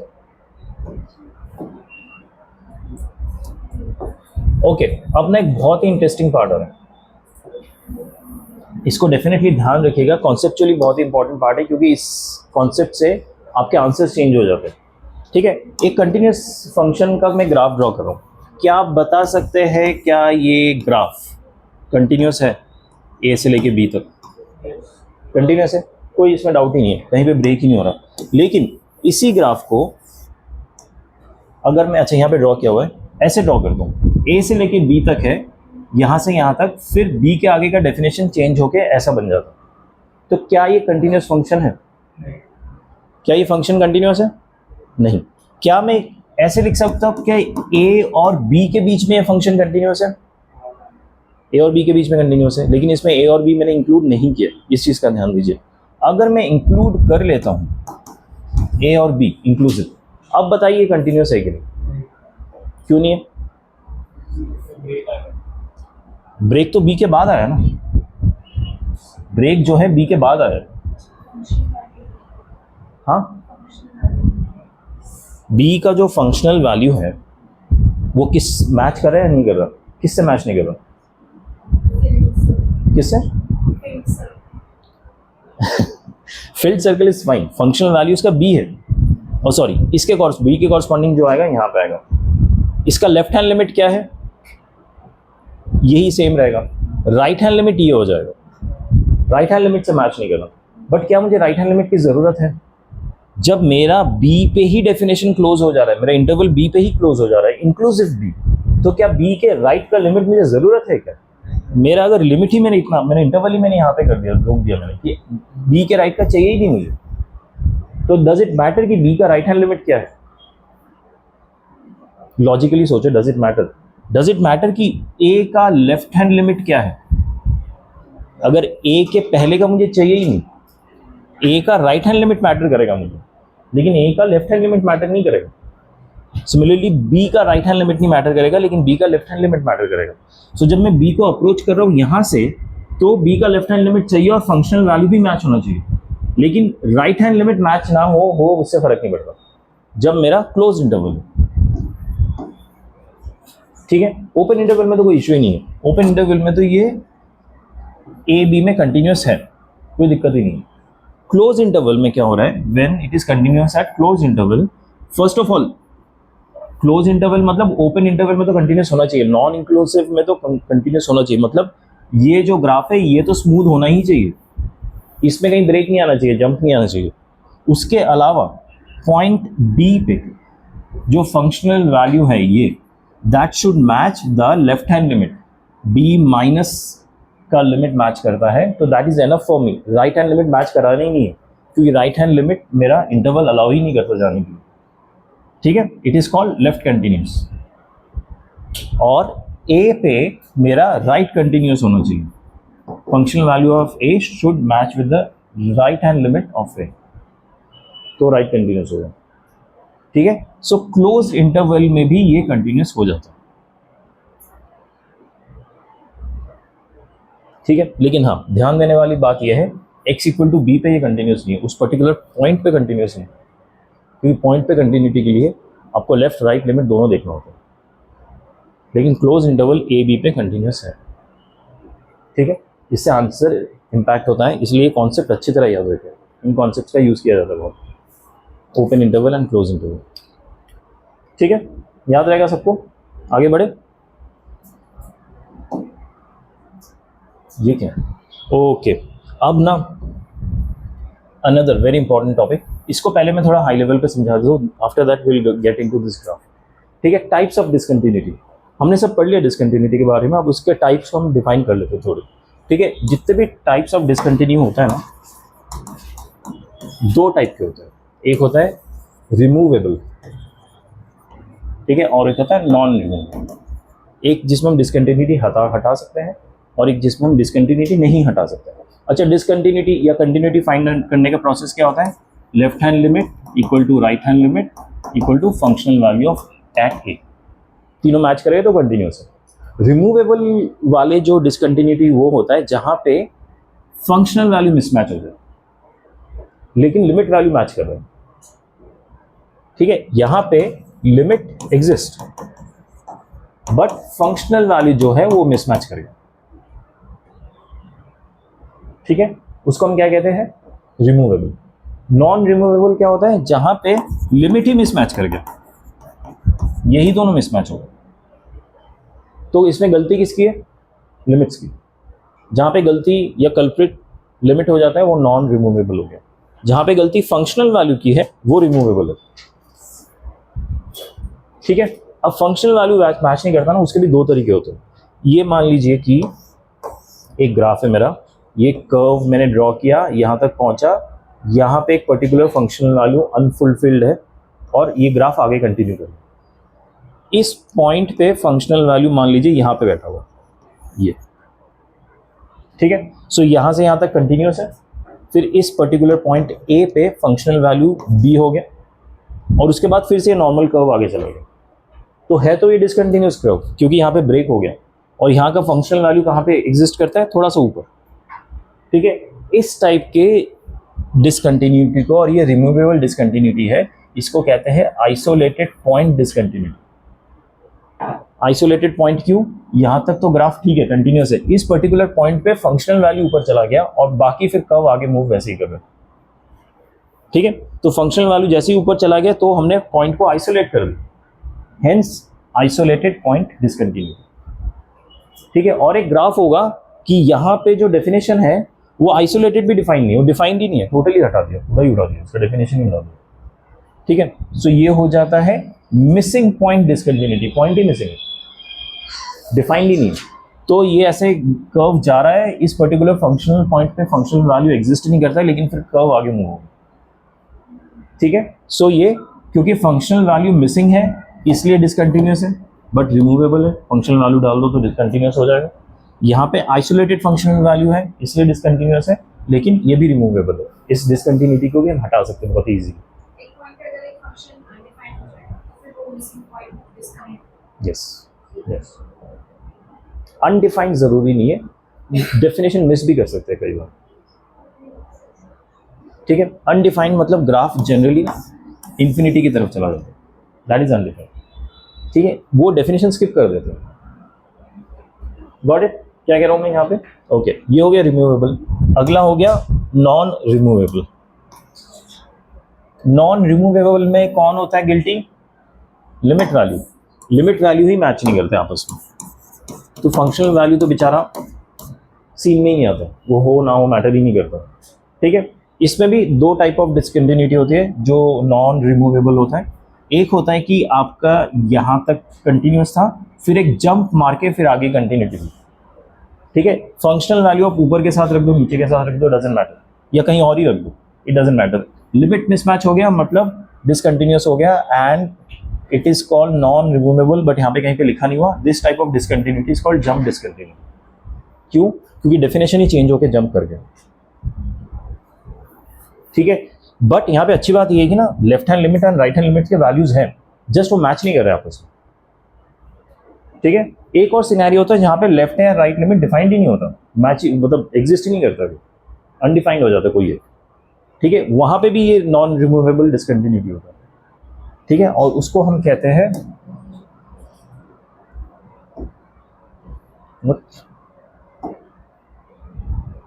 उसका नाम ही नहीं लिखा है इसमें, आई डोंट रिमेम्बर उसका नाम क्या नाम।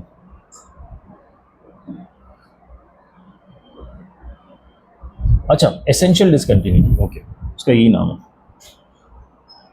जहां पे लेफ्ट हैंड लिमिट या राइट हैंड लिमिट अनडिफाइंड हो जाता है उसको हम एसेंशियल डिसकंटिन्यूटी कहते हैं। जंप डिसकंटिन्यूटी, एसेंशियल डिसकंटिन्यूटी, ठीक है। इसका एग्जांपल दिया है, जैसे कि एक एफ एक्स डिफाइंड है sine 1/x and 0, x equal to 0 पे 0 डेफिनेशन है, नॉट इक्वल टू 0 पे ये डेफिनेशन है, ठीक है।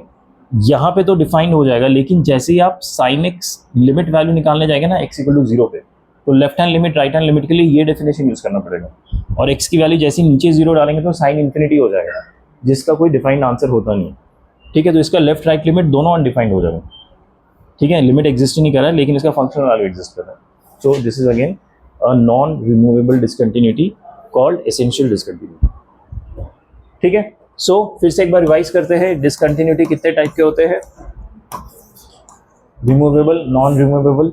रिमूवेबल कितने टाइप के होते हैं, कौन कौन से, आइसोलेटेड, जहां पे फंक्शनल वैल्यू ही अलग हो जाता है, और दूसरा मिसिंग, फंक्शनल वैल्यू एक पर्टिकुलर पॉइंट पे एग्जिस्ट ही नहीं करता है। नॉन रिमूवेबल में क्या होता है, कौन गिल्टी होता है, लिमिट्स।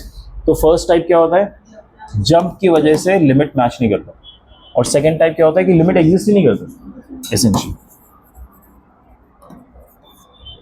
ठीक है। याद रहेगा टाइप ऑफ डिसकंटिन्यूटी। ये टाइप्स पढ़ना क्यों जरूरी है, क्योंकि कई बार लिमिट के क्वेश्चन में ना आंसर जो होता है वो टाइप के फॉर्म में पूछा होता है कि ये डिसकंटिन्यूअस तो है, ठीक है, बताओ कौन से टाइप की डिसकंटिन्यूटी, ये भी बताओ, ठीक है। उसका एक एग्जांपल देखते हैं।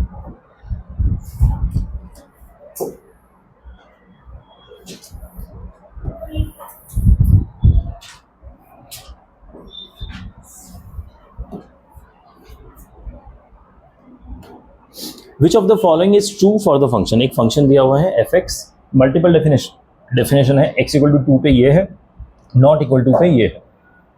अब पूछा गया है is it continuous at 2, is it removable discontinuity या नॉन रिमूवेबल या डिसकंटिन्यू, जो भी है, बेसिकली आपको देखना है कि कंटिन्यूस है कि नहीं, अगर नहीं है तो कौन से टाइप की डिसकंटिन्यूटी है, ठीक है। सबसे पहले कंटिन्यूटी चेक कर सकते हैं, फंक्शनल वैल्यू कितना है, ठीक है। अब मुझे left and right hand limit देखना पड़ेगा, क्या मुझे लेफ्ट राइट दोनों लिमिट कैलकुलेट करना पड़ेगा या एक ही लिमिट से हो जाएगा, क्योंकि पीस, क्यों, एग्जैक्टली, क्योंकि नीचे ना डेफिनेशन में मॉड है, और 2 के अराउंड के मॉड में ना आपको अलग अलग आंसर मिलने वाले, इसलिए आपको left hand right hand limit दोनों कैलकुलेट करना होगा, ओके।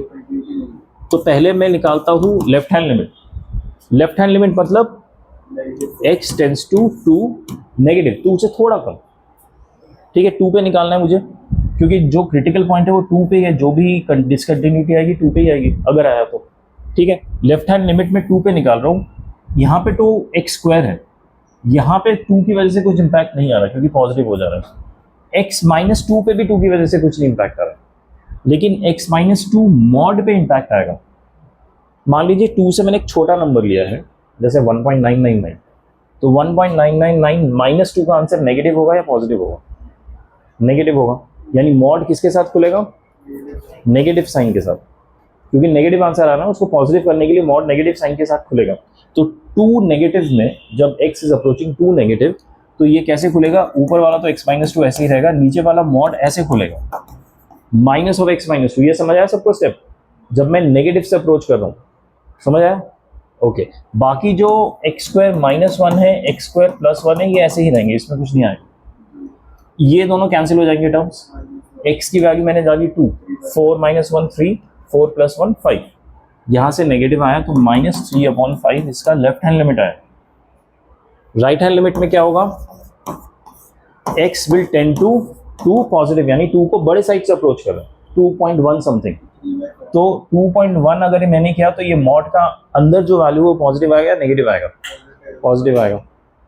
2 से थोड़ा बड़ा वैल्यू, उससे मैंने 2 माइनस किया तो पॉजिटिव आंसर आएगा, यानी मॉड को मैं डायरेक्टली हटा सकता हूँ, राइट। तो इसमें ऊपर का x माइनस 2 वैसे ही है, नीचे का मॉड हटाया तो x माइनस 2 डायरेक्ट आ गया, नेगेटिव साइन नहीं आएगा इसके साथ, और बाकी ये तो ऐसे ही रहेंगे। इसका आंसर 3/5 आ रहा था, ये 3 है ये 5 है, ठीक है, सो ये कैंसिल हो जाएंगे, आंसर इसका 3/5।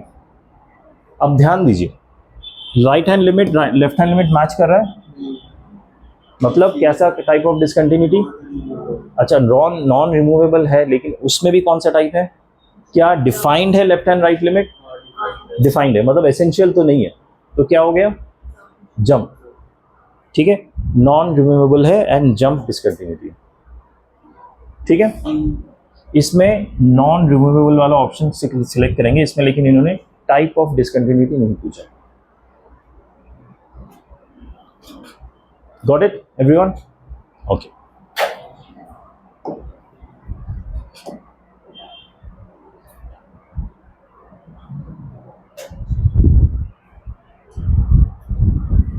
ओके, एक लास्ट टॉपिक है, पढ़ लेते हैं before the break, not before the class. और ये भी ना छोटा सा टॉपिक है लेकिन वेरी इंपॉर्टेंट, कई क्वेश्चंस के लिए बहुत यूजफुल होता है ये। It's called intermediate value theorem. बहुत ही ऑब्वियस सा थ्योरम है, इसमें कुछ ऐसा नया नहीं पढ़ाने वाला, हम ऑलरेडी कर चुके हैं काफ़ी क्वेश्चंस इस पर, जस्ट आपको एक अलग से उसको डिफाइन करके समझा रहा हूँ ताकि दिमाग में बैठे रहे। ठीक है, पहले मैं क्या लिखा है वो पढ़ के सुना रहा हूँ, उसके बाद मैं समझाता हूँ क्या है इसका मतलब। If y equal to F X is a continuous function from A to B, A से लेके बी तक ये continuous function y equal to F x, and k is any number between f of a and f of b। ये जो f of a और f of b, ये जो दो वैल्यूज है उसके बीच में k एक नंबर है। ठीक है, ये जो आंसर्स आ रहे हैं उसके बीच में k एक आंसर आ रहा है। Then there is at least one number c such that f of c is equal to k। इसका मतलब ये है कि f ऑफ b और f ऑफ a के बीच का कोई एक वैल्यू k पिक करोगे ना, उसके कॉरस्पॉन्डिंग कुछ एक c वैल्यू कहीं ना कहीं होगा ही, a और b के बीच में इसका कुछ एक आंसर होगा। इसका मतलब ये है। ठीक है, लेकिन इसमें क्रूशियल पॉइंट ध्यान रखने की क्या चीज़ है कि फंक्शन कंटिन्यूस होना चाहिए। अगर कोई फंक्शन आपके पास कंटिन्यूस है, कहीं पे ब्रेक नहीं हो रहा, एक कॉरस्पॉन्डिंग x1 वैल्यू के लिए आपको एक y1 वैल्यू मिल रहा है, ठीक है, और एक x2 वैल्यू के लिए आपको एक y2 वैल्यू मिल रहा है, आंसर मिल रहा है। तो इसका मतलब कि अगर इनमें से कोई एक बीच में एक और मैं एक नया x0 पिक करूं तो उसका एक कॉरस्पॉन्डिंग y0 मिलेगा कि नहीं?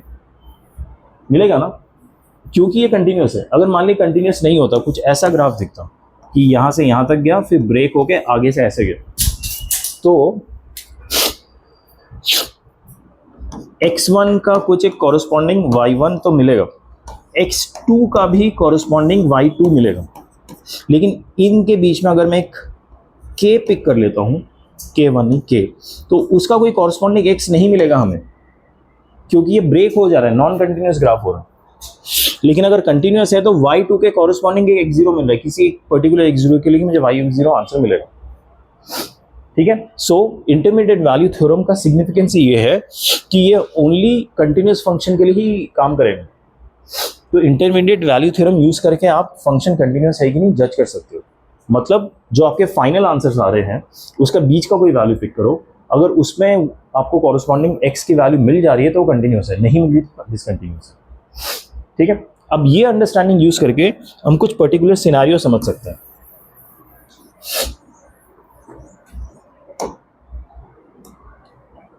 मान लीजिए ये x एक्सिस, ठीक है, एक y एक्सिस भी होगा, और मेरा एक ग्राफ है, एक कर्व है जो ऐसे मूव कर रहा है यहां से यहां पर। ठीक है,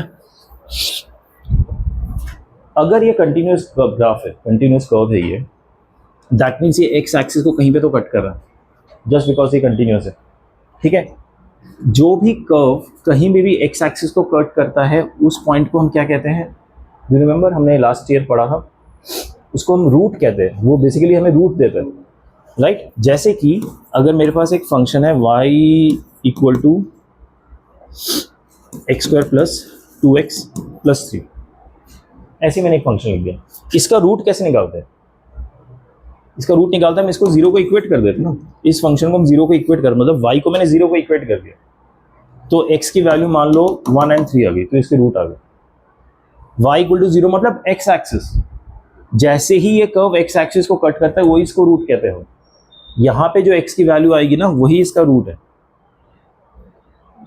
ठीक है, अब इंटरमीडिएट वैल्यू थ्योरम के हिसाब से अगर कोई कंटिन्यूस फंक्शन y के ऊपर से y के नीचे, सॉरी x एक्सिस के ऊपर से x एक्सिस के नीचे जा रहा है, दैट मीन्स उसका रूट एग्जिस्ट करेगा, एक रूट तो एग्जिस्ट करेगा ही।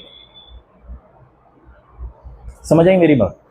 ठीक है, दैट मीन्स कि अगर यहाँ पे ये पॉइंट ए है और ये पॉइंट बी है, so F of A into F of B negative है। नेगेटिव क्यों? क्योंकि एक एक्स एक्सिस के ऊपर होगा और एक एक्सिस के बिलो होगा, तो इन दोनों का प्रोडक्ट अगर नेगेटिव है, that means at least one root exist if it is a continuous function. That we got from intermediate value theorem. मतलब कि अच्छा, अगर इस ग्राफ के लिए ट्रू है तो क्या इसके लिए भी ट्रू हो सकता है? अगर ग्राफ ऐसा दिखे उसके लिए भी ट्रू होगा ना, और उस केस में भी ये ट्रू होगा, F A into F B will be negative. मतलब दोनों में से कोई एक नेगेटिव हो और दूसरा पॉजिटिव, दोनों नेगेटिव नहीं हो सकता। दोनों नेगेटिव हो गया तो क्या हो जाएगा? ऐसा हो जाएगा ग्राफ। वो एक्स एक्सिस को टच करा नहीं करा पता नहीं, हमें वी कांट गारंटी कि उसका रूट होगा कि नहीं, राइट? बट अगर एक पॉजिटिव है एक नेगेटिव है, we can guarantee that we has at least one root, यानी y इक्वल टू 0 पे एक तो आंसर आएगा because of intermediate value theorem, because it is a continuous function. Discontinuous होता ऐसे ऊपर से नीचे आ रहा है, यहाँ पे फाइन वैल्यू और यहाँ से फिर आगे चला गया। डिसकंटिन्यूअस होता तो रूट आ रहा है कि नहीं, वी कांट गारंटी। हो सकता है आ रहा हो अगर डिसकंटिन्यूटी नीचे हो रहा है, बट अगर इस पे ही डिसकंटिन्यूअस हो गया तो रूट नहीं होगा। ठीक है, so getting into the second slide. अब मैं आपको ये स्लाइड पढ़ के सुना रहा हूँ। If F X is continuous in A to B, A से बी में एफ एक्स कंटिन्यूअस फंक्शन है, and F A into F B is 0, ये नेगेटिव है जो हमने अब देखा, then F X has at least one root in between A and B. A और बी के बीच में एक तो रूट होगा ही। समझ आया? और ये जो कॉन्सेप्ट है पता है कहाँ काम आने वाला है? आगे जाके जब आप 3D ज्योमेट्री पढ़ेंगे तो कई जगह ऐसे सिनेरियो आएंगे जहाँ पे आपको कर्व ड्रॉ करना पड़ेगा, जहाँ पे लिखा होगा कि एक कर्व ऐसा है दूसरा कर्व ऐसा है। वहाँ पे ना ये कॉन्सेप्ट यूज़ करके हम कर्व्स के बहुत सारे पॉइंट्स निकाल सकते हैं। ठीक है, इसलिए ये पॉइंट ध्यान रखिए। अगर आपका ये कंटिन्यूटी चैप्टर में डायरेक्ट क्वेश्चन ना आए, आगे जाके आने वाला है इस पर। ठीक है, ओके। अगला टॉपिक है differentiability. Will start with differentiability after break, but उसके पहले मुझे एक क्वेरी है। If you guys remember last class में मैंने एक होमवर्क दिया था, आप एक बार अपना खोलेंगे वो पेज प्लीज।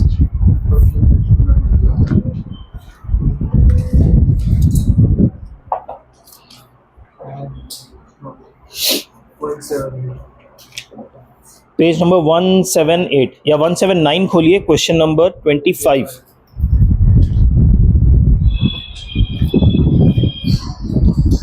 नहीं लाए वॉल्यूम 3, अगली बार से एवरीडे लाइएगा, क्योंकि हम एवरीडे कुछ ना कुछ रिवाइज के क्वेश्चन करेंगे।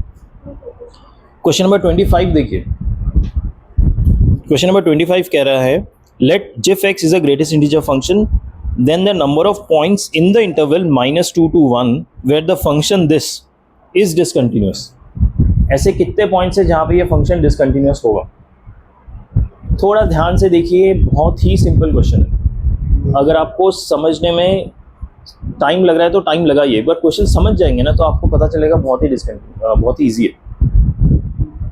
ठीक है, give it a shot, just give it 2 minutes।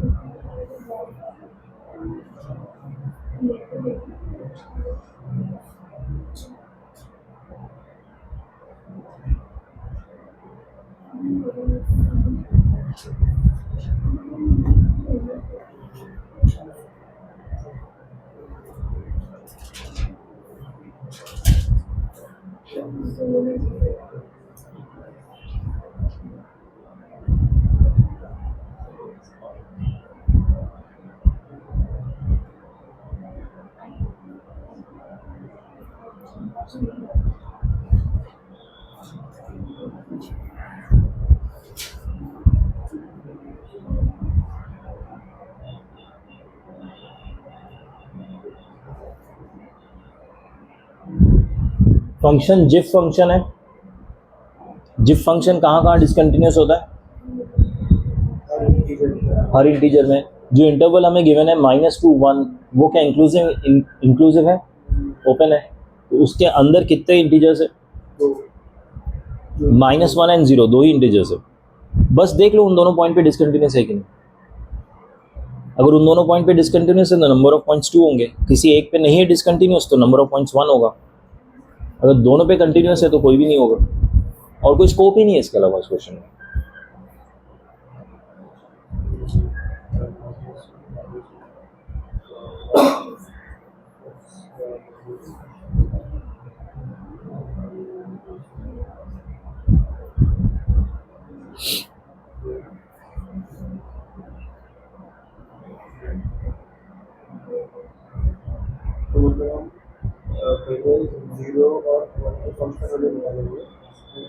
मैं ना जनरली फंक्शन वैल्यू बाद में निकालता हूँ, पहले मैं लेफ्ट लिमिट राइट लिमिट देख लेता हूँ। अगर वही मिसमैच हो गया तो फंक्शन वैल्यू की ज़रूरत ही नहीं है। हाँ, अगर लेफ्ट राइट मैच ही नहीं हो रहा तो एनीवेज डिसकंटिन्यूस होगा, फंक्शनल तक जाने की ज़रूरत ही नहीं पड़ेगी।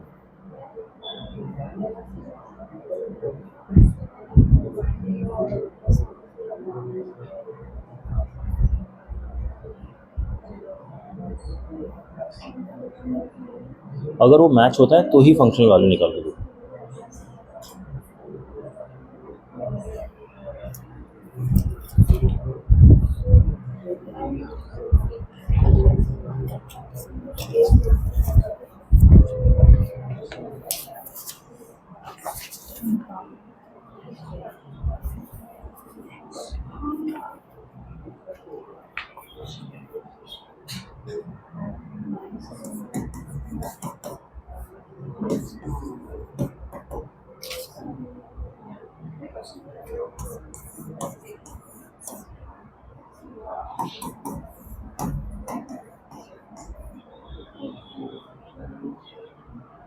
ठीक है, ये फंक्शन है। जिफ इन्वॉल्व है मतलब इंटीग्रल वैल्यू पे तो डिसकंटिन्यूस होगा ही, अनलेस यहाँ पे क्या हो रहा है ना एक चीज़ कि जिफ के बाहर एक मॉड लग जाता है, बेसिकली ये कॉम्पोजिट फंक्शन टाइप्स बन जा रहा है। तो कई बार क्या होता है ना, कॉम्पोजिट फंक्शन यहाँ जिफ के बाहर रूट भी लग जा रहा है, तो कॉम्पोजिट फंक्शन में कई बार डिसकंटिन्यूटी हट जाती है। तो इसलिए चेक कर लो एक बार, इन दोनों के बीच में -1 और 0 ये दो ही इंटीग्रल पॉइंट है। -1 पे आप निकालो left hand limit at -1, oh sorry हाँ -1 पे, -1 का लेफ्ट हैंड लिमिट, ठीक है। -1 पे लेफ्ट हैंड लिमिट निकालोगे तो -1 से थोड़ा सा छोटा नंबर क्या होगा?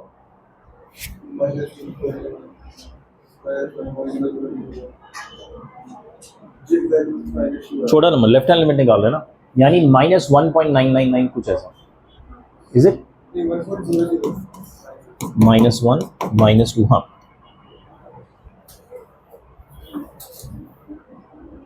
1.00 विद अ नेगेटिव साइन, उसका जिफ क्या आएगा?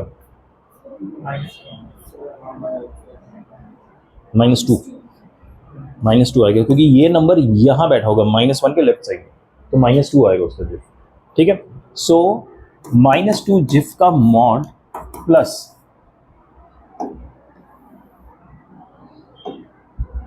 ये है -1 -2, समझ आया? ओके, सो दिस बिकम्स, ये तो 2 हो जाएगा, प्लस 1 + 2 इज √1, ये हो गया 3।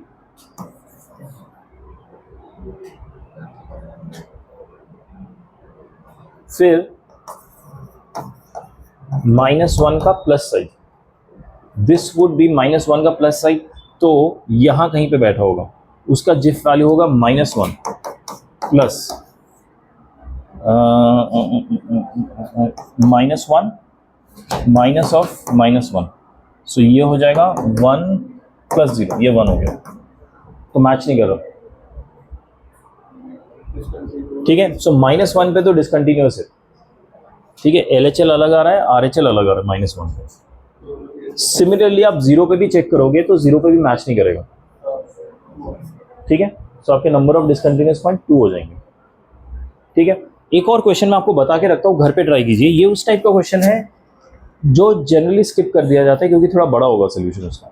लेकिन अभी तो हम एग्जाम टाइम पे नहीं है, तो मैं चाहूँगा आप ट्राई करो। मैंने लास्ट क्लास में भी दिया था क्वेश्चन नंबर 16, ट्राई किया आप लोगों ने क्वेश्चन 16 किया? हुआ नहीं हुआ? ठीक है, मैं आपको इसका अप्रोच बता देता हूँ। क्वेश्चन 16 में आपको फिर से कंटिन्यूटी चेक करनी है, ठीक है। उसमें जो लिमिट वैल्यू है n टेंस टू इन्फिनिटी हो रहा है, ठीक है। और इन्फिनिटी देखो सब जगह पावर पे बैठा हुआ है, यानी n वैल्यू सब जगह पावर पे बैठा हुआ है, ऐसा लें x equal to 2 to the power n, right. फिर cos 2 वहाँ पे n है ही नहीं, n जहाँ पे भी है पावर पे है, यानी ये हमेशा समथिंग अपॉन इन्फिनिटी का फॉर्म ले रहा है while you are solving। So infinity को ध्यान में रखते हुए आप x डिसाइड करो, x कहाँ कहाँ इन्फिनिटी का बिहेवियर चेंज हो जाता है x की वैल्यू के हिसाब से। अगर -1 से लेके 1 के बीच में है तो उसको हम raise to the power infinity करेंगे तो आंसर 0 आता है, याद है कि नहीं? ओके। अगर -1 से बड़ा है एंड -1 से छोटा है, उसका raise to the power infinity is infinity, anything greater than 1 and less than -1, ठीक है, उसका इन्फिनिटी एंड माइनस इन्फिनिटी होता है। 0 तब होता है जब हम प्लस साइड देखते हैं, नेगेटिव साइड में भी हो ट्रू होता है। हाँ यस, वो थर्ड केस होता है जब x इक्वल टू 1 हो जाएगा या -1 हो जाएगा तो इसका आंसर 1 हो जाएगा।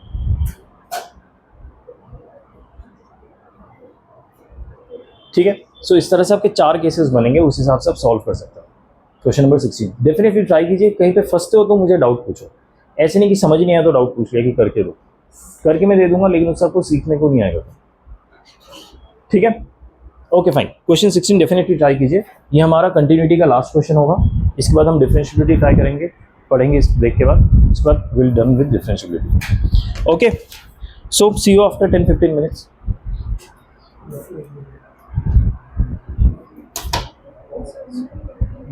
Thank you.